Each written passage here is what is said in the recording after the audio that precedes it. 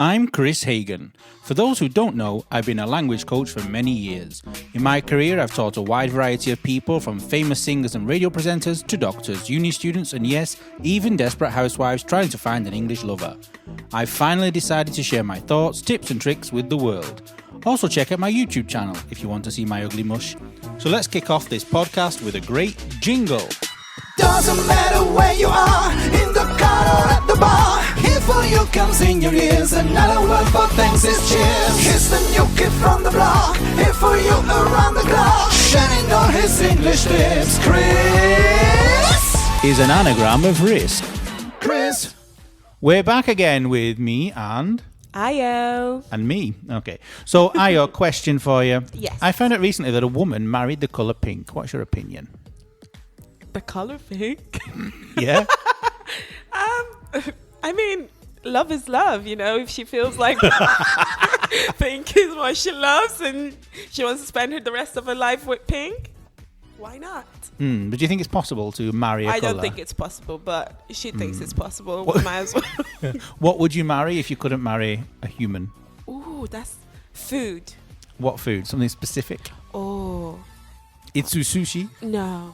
No, I don't like itsu sushi. It would have to be something Nigerian, because I would, if I'm stuck with one type of food, I need my Nigerian food in my life. I need spice and chili. Tell us a bit about Nigerian food then. Oh, Nigerian food is very exotic. You can get different variations of meat. Some strange ones. You can have liver, cow foot. Cow foot? They don't sound great in English, but they don't sound great in any language, I don't think. In a dish, it's absolutely delicious. You should try it. Okay, I don't think I will, but okay. I'll take your word for it. Okay, so who's our first guest, or who's our guest for today? Our guest for today is...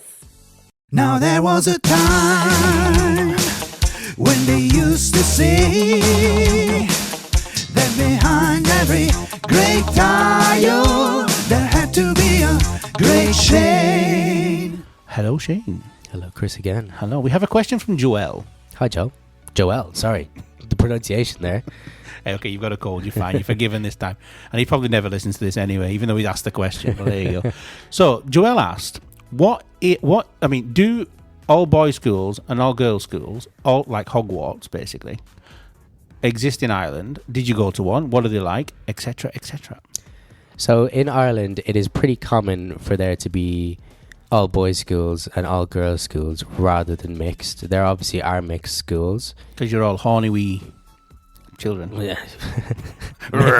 Mixed schools for those who are that way inclined. But I went to a mixed school, so yeah, okay. Explains a lot. Pregnant at 11.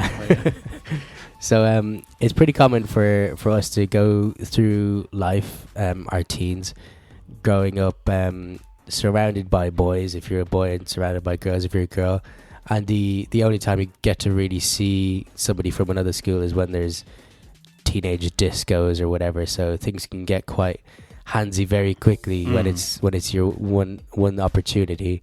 But yeah, typical for us to be split around where I live. Excuse me. There are 3 boys' schools, 4 all girls' schools, and there's only 1 mixed school. So all where you live. Yeah. How many people are there where you live? It's quite a big suburb. So they're all within a short distance, which obviously brings up a bit of rivalry. But it's interesting. Like snowball fights between schools. Yeah, exactly. They happen at our school. It's interesting going to school in an all boys school because it gets quite masculine, very competitive, as you can imagine. I imagine other things. I don't imagine. I don't know what it's like in a girls' school. You know, we can't imagine the same. We just they're all doing each other's hair and gossiping and whatnot. But is it like in Hogwarts then? Hogwarts was a mixed school anyway, but like the boys were like in one room all together, and the girls. It's still a boarding school. They're still kind of separated. But you also just completely all boys. Completely boys. And what did you? But did you stay there as well, or only went there in the day? Just it was a day school. There are boarding schools, but for me it was just day school. I'm happy that was the case because you can then get to enjoy some life rather than being trapped somewhere. I don't know. Did you go to a boarding school or was it a day school as well? No, mine was a day school. Day school, yeah. No, I would have broke out. no, Christ, no. The least amount of time as possible I wanted to spend around those people. Yeah. I still have some friends from school, but only because of like Facebook and Instagram and this thing. But no. I didn't like studying. Fine, but being in the school situation, I don't like it. As a teacher, okay, but as a student, in fact, I'm a terrible student. That's quite interesting then that you've turned the tables and gone from someone who doesn't like being in school to now. Because I'm the boss. You are the boss. It's the opposite. The teachers are not. In fact, it was nice because many years after I left school, I got in contact with one of my teachers, one of my old teachers, and didn't realise that it was her. I thought it was someone I went to school with. And then I realised, was she my teacher? And yeah, it was really weird. It was weird. So she reached out to you? Yeah, on Facebook. Oh, but I never used it, so I didn't see it until like months after. But what do you think about the idea of the all boys school? Do you think it's a good thing, or do you think it should be mixed? I've heard, obviously, growing up in an all boys school, and then when you venture out into the world and you meet people who have been to mixed schools, you kind of have that conversation about what the benefits and stuff. And I've never heard anybody in a mixed school say they wish they were at a split school, because they've probably enjoyed having the experience of being mixed all together, and you kind of get that an understanding of the opposite sex and flirting, what they're going through, and how to flirt and how to speak to the opposite sex. I mean, for us, it was very much so. Every day was a competition, and you were.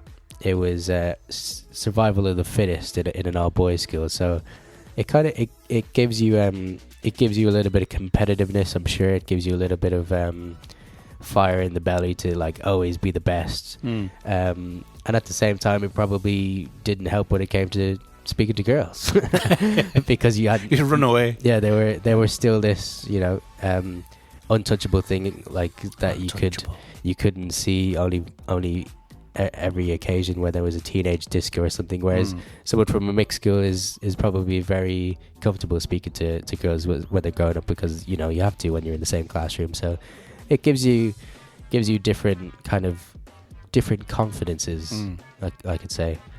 But being with all the boys, so it's more like rivalry at the end of the day. That's when you were more sporty as well at school.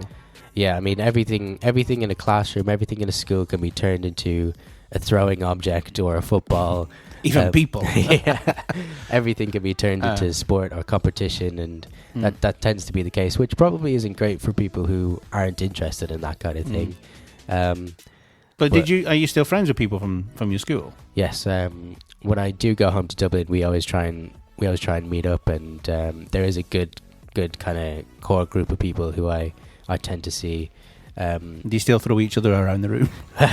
we throw things at each other still, yes. Okay, so keep so nostalgic. Keep that childish humour going, yeah. Yeah, good. So you're still friends with these people? Still friends, yeah. It's funny when I go back to England and I find people in supermarkets or offices or wherever, and they go, "Hi, Kris." I'm like, who the hell are you? Once it was really embarrassing because I won't say his name because I don't know what he's doing now. He was a student teacher at our school. He was teaching a subject. My friends who I still speak to from school who are listening to this know who he is. And one day I went into the supermarket and he was stacking shelves, and I thought, I really know this guy. Who the hell is he? And he was the bloody supply teacher. But he was also working in the supermarket. And he said hello to me, and I thought, but he looks older than me. Where the hell is this guy from? And then when a couple of weeks later he came into the school, I'm like, it's you from Tesco. I was like, okay. But I didn't say it out loud. I didn't embarrass the poor guy. He's clearly got a talent for stacking shelves. For stacking and stocking. Stacking and stocking. Yeah, and he was a teacher. Hopefully now for him that he's a good teacher and teaching and doing everything. I don't want to go back to school. No. So thank you very much. You answered Joel's question very well. And thanks we'll for the question, Joel. Bye-bye. Bye.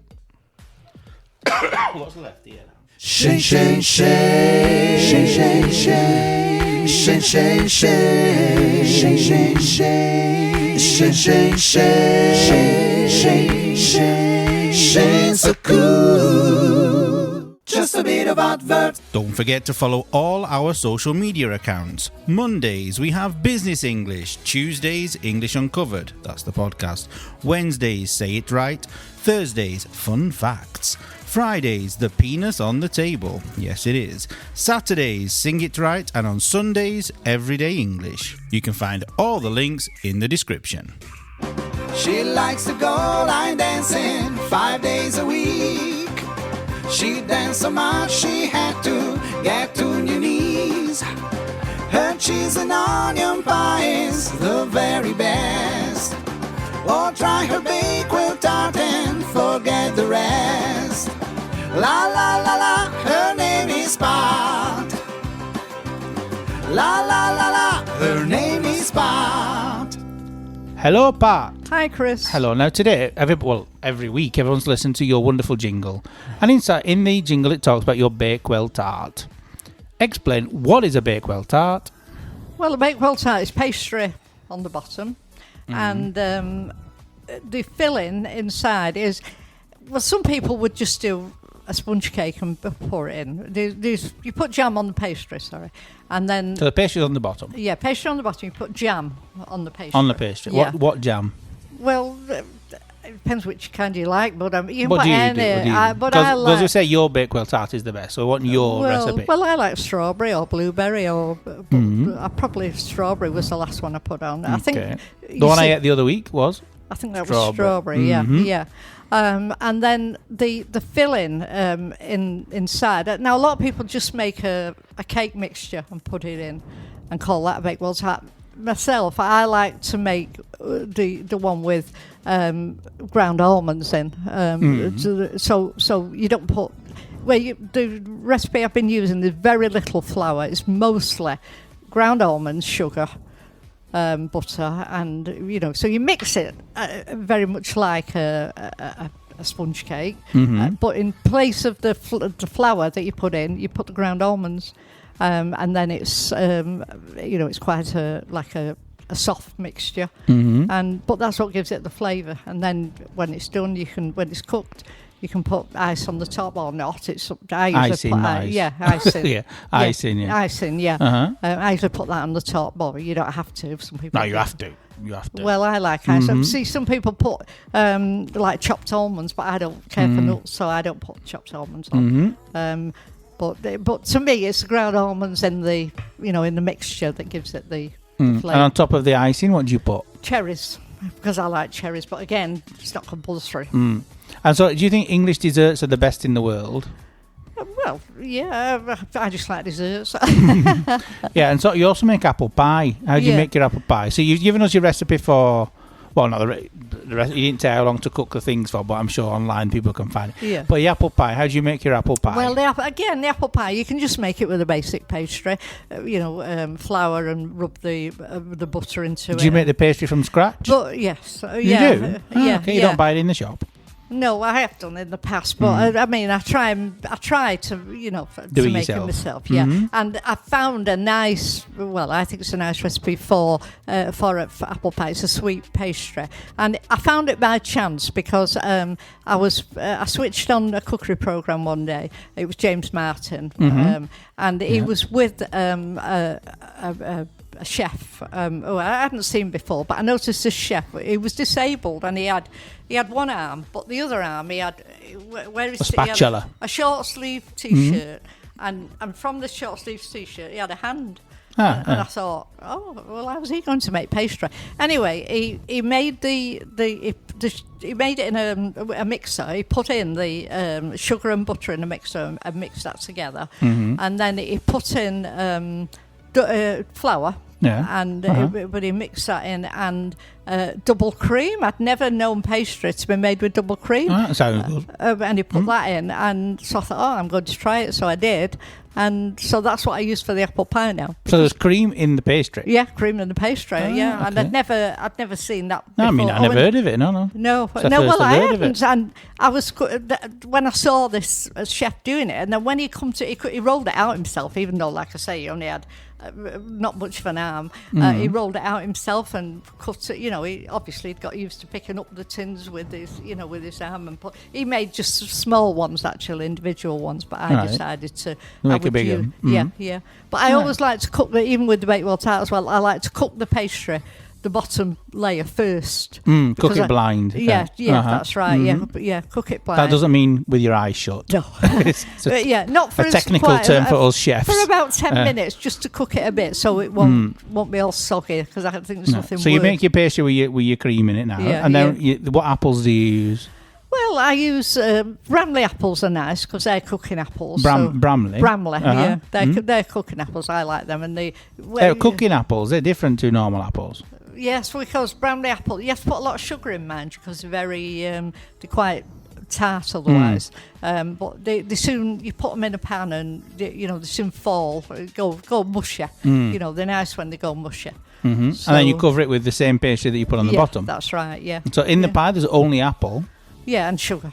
And sugar. Because the sugar tastes good. Yeah, well, otherwise it goes a bit. Okay, so you got Pat's recipe for Bakewell tart and apple pie. Yeah. You go and check them out. Obviously, she's not giving you any technical information, but just wing it. Well, I'm sure that pastry for the apple pie. Yeah, for the apple pie with the double cream in, on the internet comes under Ronnie's apple pie. Ronnie's apple pie. Yeah, because he's called Ronnie. He was called Ronnie, the chef. I'd never seen him. Well, I'm before. guessing if it's Ronnie's apple pie. Yeah. Choosing someone else's name's a bit weird. Yeah, that's right. All right, thank you very much. And now I need to eat both of them. You need to activate your sexy. Silk and smooth and snap. Now lean with it. Throw a little sheen in it. Say bat, dishes back.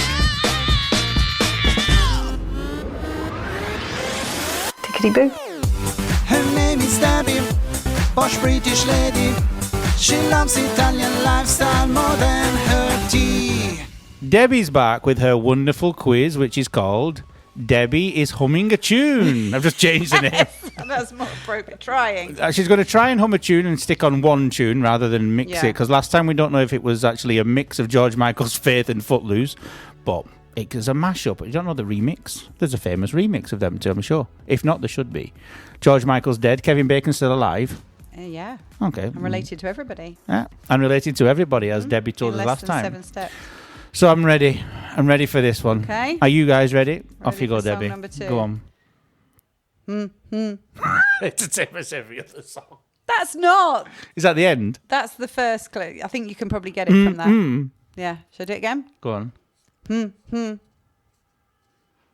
It sounds like a car horn. Okay. Bit more. Go on.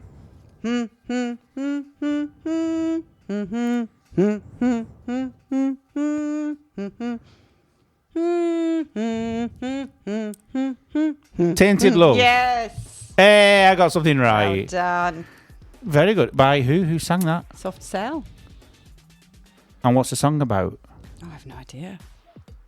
Should I That's know? about being gay, innit? Probably. Tainted Love, yeah. Probably. So go on, so give us the whole rendition of it. Go on. As soon as I cut you short, come.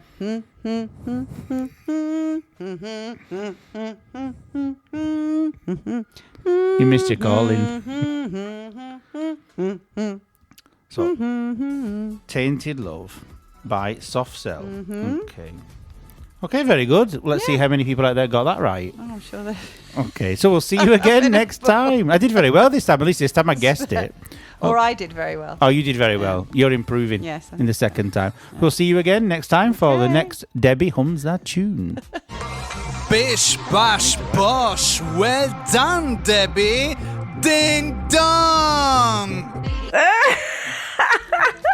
Bye. See you next week. See you next week. Doesn't matter where you are, in the car or at the bar. Here for you comes in your ears, another word for thanks is cheers. Here's the new kid from the block, here for you around the clock. Shining on his English lips, Kris is an anagram of risk. Kris.